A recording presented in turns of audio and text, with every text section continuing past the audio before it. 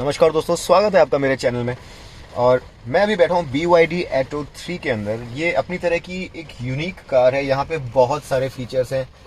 ADAS level 2 function भी है। तो सारी चीज़ें एक साथ कि इस स्क्रीन में क्या क्या फीचर्स हैं, यहाँ पर क्या है, ये स्क्रीन क्या क्या कर सकती है, ये सब बटन्स क्या हैं, इन सब के बारे में मैंने सोचा एक छोटा सा वीडियो बनाते हैं। मैं अभी चेन्नई आया हुआ हूँ और यहाँ पर मैं साइक्लोन के बीच में फंसा हुआ हूँ। मेरा फ़ोन जो है ये भी डेड हो चुका है, तो माइक्रोफोन काम नहीं कर रहा है, इसलिए शायद वॉइस बहुत ज़्यादा क्लियर ना हो।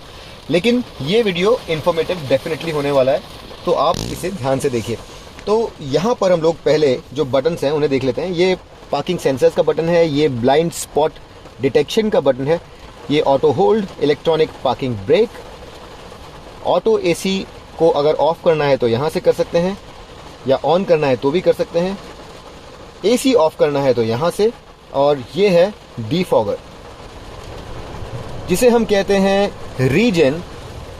वो अगर आपको स्ट्रॉन्ग करना है तो आप इस बटन को यूज़ कर सकते हैं, और अगर आपको स्टैंडर्ड रखना है तो इसे एक बार फिर से दबा दीजिए और ये आपको यहाँ पे नज़र आएगा।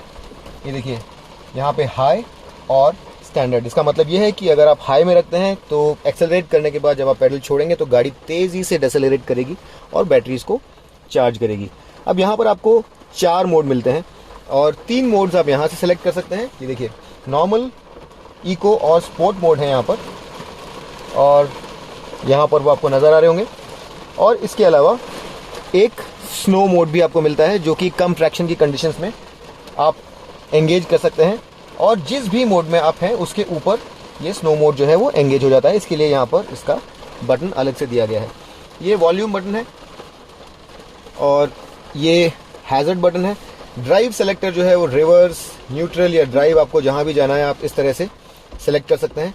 और पार्क में जाने के लिए ये बटन अलग से यहाँ पर दिया गया है। काफ़ी क्लासीली इसे बनाया गया है। और स्टार्ट स्टॉप बटन यहाँ पर आपको मिलता है। तो ये हो गया सेंट्रल पैनल के बारे में सब कुछ। अब हम लोग स्क्रीन पे आ जाते हैं, और यहाँ पर अगर आप होम स्क्रीन पे जाएंगे तो काफ़ी सारी चीज़ें काफ़ी सिंपल हैं। बहुत सारी ऐप्स हैं यहाँ पर, music, Spotify, media centre etcetera. लेकिन जो ज़्यादा ज़रूरी चीज़ें हैं हम उनके बारे में पहले बात करते हैं। और मैं जानता हूँ कि आप इस गाड़ी के 360 डिग्री कैमरा के बारे में जानना चाहते होंगे डेफिनेटली, क्योंकि इसका जो कैमरा है बहुत ही एडवांस है। हम लोग कैमरा में जाते हैं और देखिए, इस कैमरा में जब हम गए तो ये जो कैमरा आप अभी देख रहे हैं, ये पार्किंग और रिवर्सिंग वाला कैमरा नहीं है फिलहाल। ये एक स्पेशल कैमरा है। यूज़ वही कैमरा हो रहा है, लेकिन यहाँ पे आप पिक्चर्स ले सकते हैं। देखिए, मैंने एक फ़ोटो ले लिया। अगर मैं एक वीडियो भी लेना चाहता हूँ तो इस तरह से बटन दबा करके अब मैं एक वीडियो भी रिकॉर्ड कर सकता हूँ। तो ये एक स्पेशल फीचर है। और इसी का एक एक्सटेंशन क्या है, आपने कई गाड़ियों में डैश कैम देखा होगा, यहाँ पे आपको उसकी ज़रूरत नहीं है। आप ड्राइविंग रिकॉर्डर जो है उसके ऊपर जाइए और ये ऑटोमेटिकली आपकी गाड़ी जो भी सामने आपके आ रहा है वो रिकॉर्ड करती जाएगी। और यहाँ पर जो भी रिकॉर्डिंग्स आपने की हैं वो आपको नज़र आ जाएंगी। तो ये भी एक बड़ा यूनिक फीचर है। अब हम लोग आ जाते हैं 360 डिग्री कैमरा पे, और उसे एंगेज करने के लिए आप ये बटन यहाँ से यूज़ कर सकते हैं, या फिर ऑब्वियसली अगर आपको ये नहीं करना है तो आप गाड़ी को जब रिवर्स में डालेंगे तो ऑटोमेटिकली आ जाएगा। अब यहाँ पे जो फीचर्स हैं बहुत सारी हैं, और ये 3D बटन जब आप दबाते हैं तो आपको गाड़ी का मिलता है 3D प्रोजेक्शन।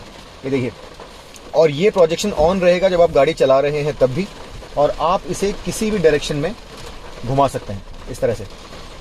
तो बहुत ही ज़बरदस्त चीज़ है। और रिवर्स जाते वक्त भी इसे आप यूज़ कर सकते हैं इस तरह से।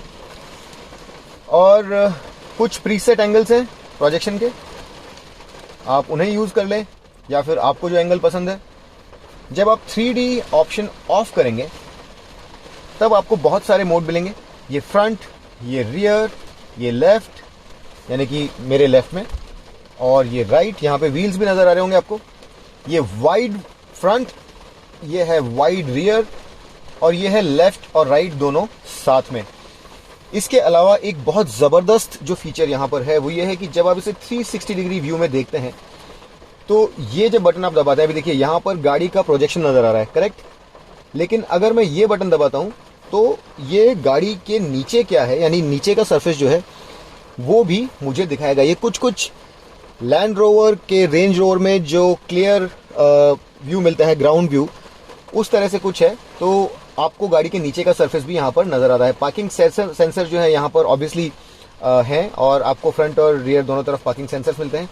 तो ये 360 डिग्री कैमरा बड़ा ज़बरदस्त है यहाँ पर। तो ये हो गया 360 डिग्री कैमरा का डेमो, और मैं इसे रिवर्स से निकाल देता हूँ अभी। इसके अलावा जो दूसरी ज़रूरी चीज़ आप यहाँ पे जानना चाहेंगे वो ये है कि देखिए यहाँ पर किसी तरह के कोई एसी के कंट्रोल्स नहीं है। जो भी कंट्रोल से 2-4 वो यहीं पर थे, और अगर आपको एसी को कंट्रोल करना है तो सारे कंट्रोल्स जो हैं यहाँ पर आपको मिल जाएंगे। और यहाँ पर आपको फ्लो क्या चाहिए, टेम्परेचर क्या चाहिए, वो सब आपको यहाँ पर मिल जाएगा। ऑलराइट, सो यहाँ पर अगर आप ध्यान से देखेंगे तो ये टेम्परेचर्स जो है ये दोनों तरफ आपको नज़र आ रहे होंगे।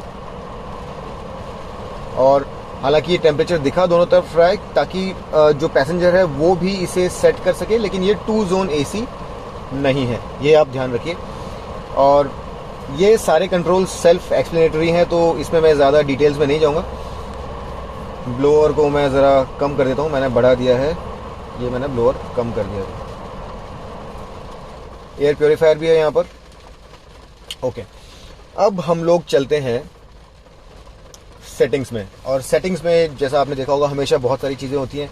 तो यहाँ पर वाईफाई और ब्लूटूथ ऑन है, और डी पायलट के अंदर जाकर के आप जो एडैस सेटिंग्स हैं वो सारी सेट कर सकते हैं। लेन असिस्ट, लेन कीप असिस्ट, या फिर प्रिवेंशन, यानी कि अगर आपकी गाड़ी लेन से बाहर जा रही है तो आपको सिर्फ वार्निंग चाहिए या फिर स्टीयरिंग अपने आप करेक्ट करे, ये आप यहाँ से डिसाइड कर सकते हैं। रिमाइंडर, आपको साउंड चाहिए या फिर वाइब्रेशन चाहिए या दोनों चाहिए, ये सब चीज़ें यहाँ से आप डिसाइड कर सकते हैं। हाई बीम असिस्ट, जहाँ पर आपको मैनुअली बीम हाई या लो ना करनी पड़े, ऑटोमेटिकली सामने से किसी आती हुई गाड़ी को ये गाड़ी खुद डिटेक्ट कर सके और उसको डैजल ना करे, उसे आप यहाँ से ऑन कर सकते हैं। एक्टिव सेफ्टी के अंदर कोलिजन वार्निंग और ऑटोनोमस इमरजेंसी ब्रेकिंग, यानी कि अगर सामने कुछ आ गया है, कुछ व्यवधान है, उसमें आप गाड़ी को खुद अपने आप ब्रेक करने देना चाहते हैं या नहीं, ये यहाँ से आप डिसाइड कर सकते हैं।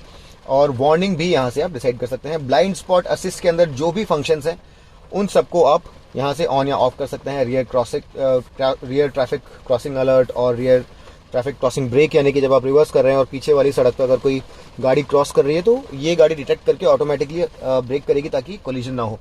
और डोर ओपन वार्निंग भी है यहाँ पर, यानी कि अगर आप डोर ओपन करते हैं, पीछे ब्लाइंड स्पॉट में कोई गाड़ी आ रही है, तो ये आपको वार्न करेगा कि आप दरवाज़ा न खोलें। तो ये सारे फीचर्स यहाँ से आप कंट्रोल कर सकते हैं। ESP और हिल डिसेंट कंट्रोल वगैरह सब यहाँ से आप कंट्रोल कर सकते हैं। पार्किंग सेंसर्स और पैनोरामिक व्यू, यानी कि आपका 360 डिग्री कैमरा आप यहाँ से भी देख सकते हैं। तो ये हो गया आपका डी पायलट। और ये न्यू एनर्जी जो है ये आपको बैटरी की चार्ज और आपके बैटरी में जो फ्लो है वो किस तरह से है, गाड़ी चार्ज हो रही है या फिर बैटरी मोटर को पावर कर रही है, वो सब आपको यहाँ पे नज़र आ जाएगा।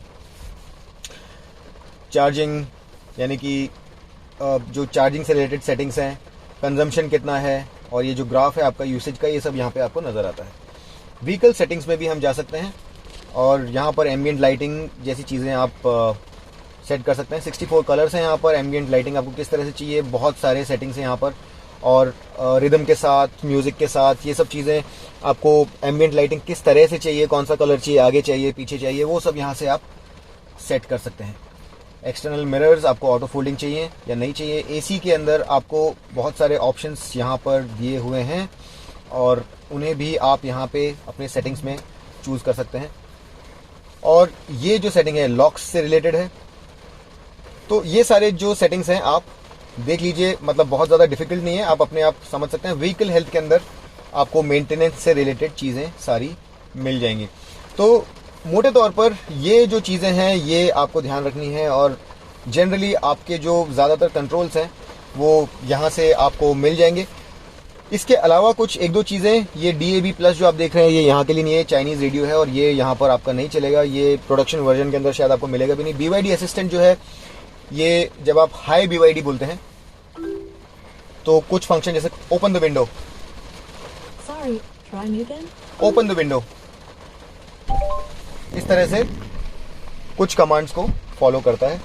और एक और ज़रूरी चीज़ जो शायद आप जानना चाहेंगे यहाँ पर, वो ये है कि ये जो स्क्रीन है ये अपने आप में काफ़ी अच्छी, काफ़ी रिच, काफ़ी टच सेंसिटिव स्क्रीन है। और इस तरह के सिस्टम्स में मेरे ख्याल से काफ़ी एडवांस्ड है, काफ़ी अच्छी है, और आपको इसे इस्तेमाल करने में काफ़ी मज़ा भी आएगा। और ये काफ़ी इंट्यूटिव यानी कि काफ़ी इजी टू यूज़ भी है। सो जनरली ये जो सारी चीज़ें हैं ये आपको पूरी तरह से कवर कर लेती हैं। यहाँ पर रेडियो है, ब्लूटूथ से कनेक्ट कर सकते हैं, और नीचे आपके पास एक छोटा, यहाँ पर इसके नीचे माइक्रो एसडी कार्ड है और एक यूएसबी स्लॉट भी है, तो वहाँ से भी आप अपना मीडिया यहाँ पे डाल के प्ले कर सकते हैं। तो अगर आपको वीडियो भी प्ले करना है तो उसके लिए भी यहाँ पर ऑप्शन है। और अगर आप मोड चेंज करेंगे, मैं आपको दिखा देता हूँ, ये मोड बटन अगर आप दबाएंगे तो एसडी कार्ड में अगर कुछ डेटा है तो वो प्ले हो जाएगा, यूएसबी में कुछ डेटा है तो वो प्ले हो जाएगा। और म्यूज़िक की ही बात चल रही है तो मैं आपको ऑडियो भी दिखा देता हूँ। यहाँ पे ऑडियो के अंदर भी काफ़ी सारे फंक्शंस हैं। सो यहाँ पर हाई-फाई रूम और लाइव स्टेज नाम के 2 प्रीसेट्स हैं, जिससे कि साउंड जो है और ज़्यादा अच्छा बन के आता है। और ऑडियो सिस्टम यहाँ पर काफ़ी ज़बरदस्त है, तो मैं रेकमेंड करूँगा कि आप इन दोनों में से एक ऑप्शन को ऑन रखें, क्योंकि उससे साउंड में काफ़ी इंप्रूवमेंट होता है। और बाकी सारी चीज़ें जैसे वॉल्यूम और फोकस, इक्वलाइज़र वगैरह, ये सब आप देख सकते हैं। तो ये सारी सेटिंग्स हैं। और अगर आप ज़रा स्ट्रगल कर रहे थे तो होप ये जो वीडियो था इससे आपको ज़रा मदद मिली। अगर आपके पास ये गाड़ी नहीं भी है तो भी यहाँ पे क्या क्या फीचर्स हैं ये देख के आपको शायद मज़ा आया। अगर मज़ा आया तो लाइक कर दीजिए, सब्सक्राइब करिए, और अगली बार फिर एक नया इंटरेस्टिंग वीडियो लेकर के फिर आपके सामने हाजिर हो जाऊँगा। तब तक के लिए नमस्कार।